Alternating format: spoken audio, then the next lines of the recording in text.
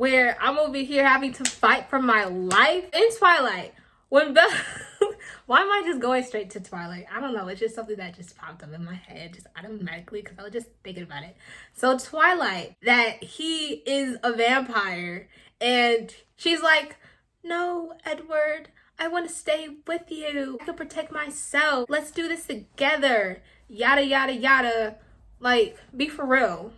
Be for real. Because me personally, I'm not putting myself through that. I'm going to go where it's safe. Welcome back to my channel. I am Layla, and in this video, we are going to do my top least book tropes. Well, before we get started, I want you to like, comment, and subscribe this video. I already know you're gonna like this video. You just don't know it yet, or maybe you do. But anyway, subscribe to my channel. Thank you. We're gonna just get straight to it. So, number one, in no particular order, my least favorite book trope is enemies to lovers. Now, this is probably contrary to a lot of what people are saying in TikTok and other platforms and such, glorifying enemies to lovers like it's the best book trope ever. Well, I'm here to tell you that it is not. In fact, it is one of the worst book tropes ever to exist. Why? Because usually the guy be toxic. It start off with the guy and the man and the woman being in a very toxic relationship, and I don't do toxicity. You either come correct the first time or don't come at me at all, okay? Number two, bully turned nice guy. This is also connecting to enemies to lovers, because why are you a bully to me? Why are you treating me bad? That's a red flag. That is a red flag onto itself, and we don't do red flags, okay? At least not a red flag like this. I mean, everyone has their own red flags and flaws, but bullying me? Absolutely not. Number three, mistaken identity / secret royal / billionaire / boss. Basically, being a mistaken identity / a secret. I don't do that. Possibly, I don't know. It's just that, why don't you just start off with the truth instead of just being like, oh, I just wanted to prove that you loved me for who I am, not by some title that I was born with. Or, I want someone that loves me or cares for me, not by my money, my assets, and my properties, but for who I am as a person. Absolutely not. Because you're starting this by going into this relationship by lying like that. I mean, of course, people hold things secret to themselves, but like that's a huge aspect to who you are. And the thing about being a secret billionaire is, like, me personally, you can't pretend to be a billionaire. At least you can't pretend to not have money, because if you don't have money, then I wouldn't even be with you. And of course, that may not be politically correct, but this is what the world is. If you don't have the assets, the funds, then you're gonna have to get somebody else, because it's not gonna be me. Anyway, number four, a two-person love triangle.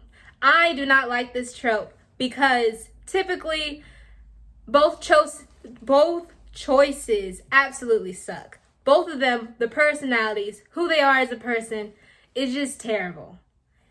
There's really no competition. And then the person that they really do choose is a terrible choice anyway. And I just be having second lead syndrome, which is in a K-drama sense. When you like the second lead male character more than the first lead male character. And I'd be experiencing that just about every single time I see this done. Okay, 5, amnesia. Because why is it that something traumatic happened, or like something like a car accident or whatever? I understand that sometimes amnesia is, like, sometimes that happens, right? But why is it that that is happening so often in books? Like, can we just not gloss over the important conflict that has just arisen? Is it the proper word? Like, why are you doing that? Continue the storyline. Why are you putting this conflict that just wasn't there in the first place? Like, keep it moving. That's how I feel about amnesia. And it's just so annoying. Like, why did you forget that you had confessed your love for her, or that you finally figured out who solved the murder, or who did the murder, or something like that? Like, come on. Okay, number 6. Oblivious / naive / too dumb to live woman. I hate this so much because it's very infuriating because, okay, when you are reading a book or watching a movie or whatever it is, you are imagining yourself as the main character. Like, that's my family. Those are my friends. I work at that job. I work at the coffee shop, and I go to college right by, yeah, and this is where I work at, and yada, yada, yada. But you over here as the author or book, you're putting me in this predicament where I'm over here having to fight for my life through something so stupid. Like, what is an instance? Oh yes, let's do something very relatable. Not relatable, but in Twilight, when Bella, why am I just going straight to Twilight? I don't know. It's just something that just popped up in my head just automatically because I was just thinking about it. So Twilight, Bella over here putting herself in danger, knowing well that he is a vampire. And she's like, no, Edward, I want to stay with you. I could protect myself, or let's do this together. Yada, yada, yada. Like, be for real. Be for real. Because me personally, I'm not putting myself through that. I'm going to go where it's safe, where I don't have to fight for my life trying to stay up. Because I can't be sleeping under pressure thinking that somebody's just going to come home and be like, I see you, Bella. Time. Okay. Number 7. Love at first sight / insta love. I don't like it. Because I don't think it's love. I don't think it's love at all. I think it's an infatuation. I think you're just lusting for them.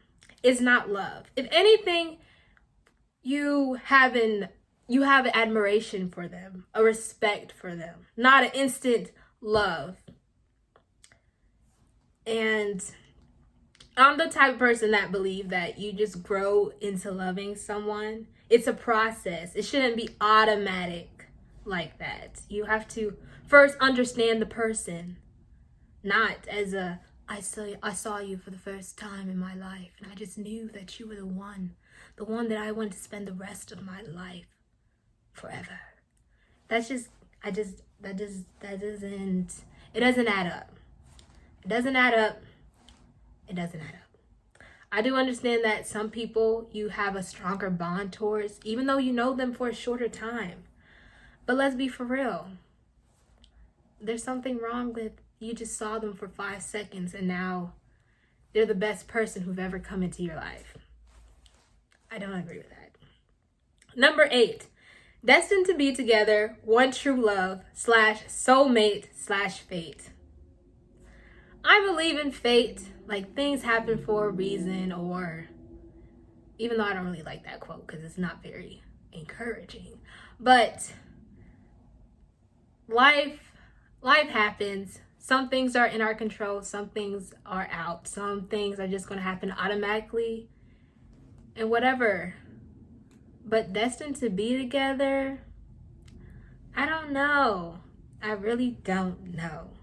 I don't like it. Why I don't like it? Because there's so many people in this world. Now, I'm not going to say there's 8 billion people in this world. There's plenty of fish in the sea. Because some of those people don't even like you. Some of those people are so head on to marrying to their own race, their own culture, their own religion. Some of those people are actually kids.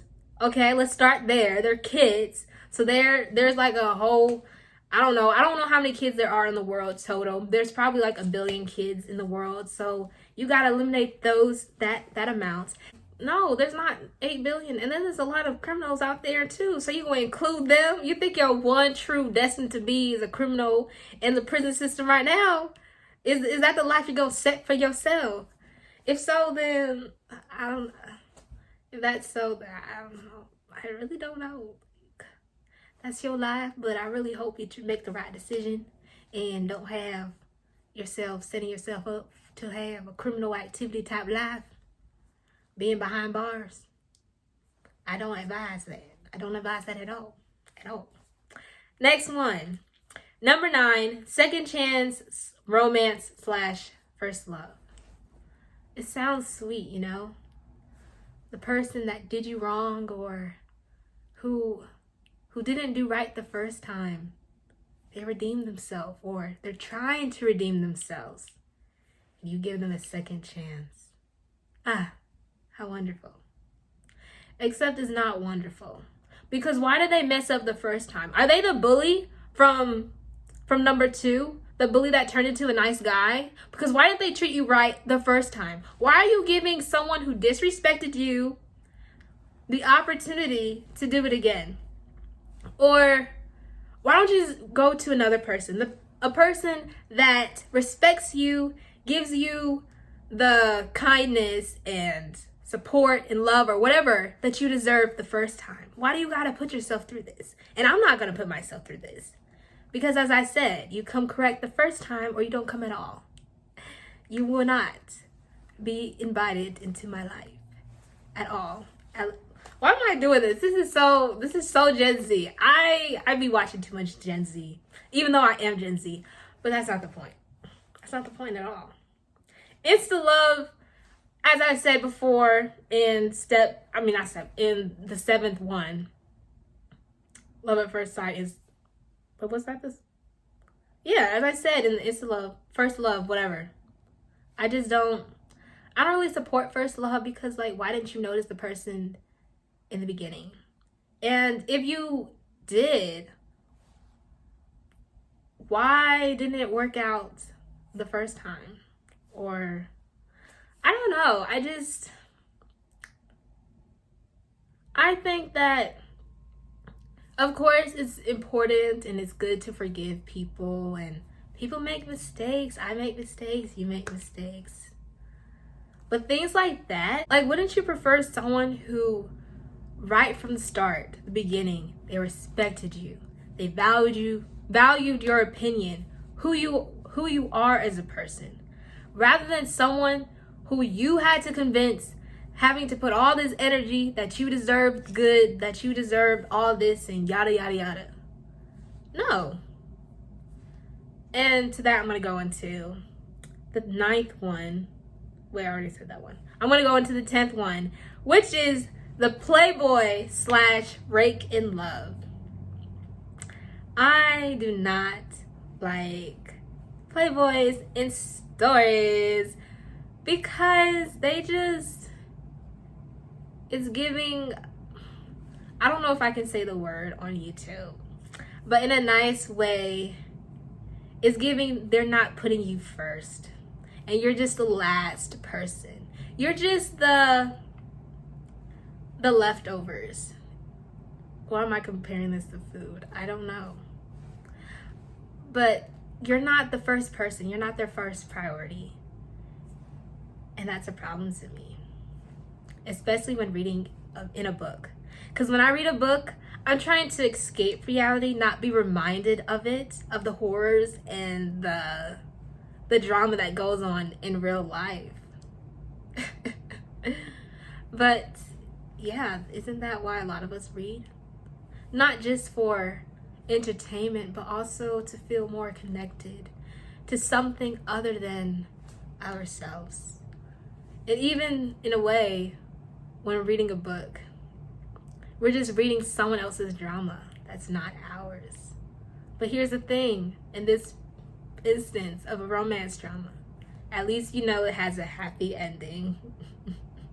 Okay, playboy. Number 10. I've already gone through that.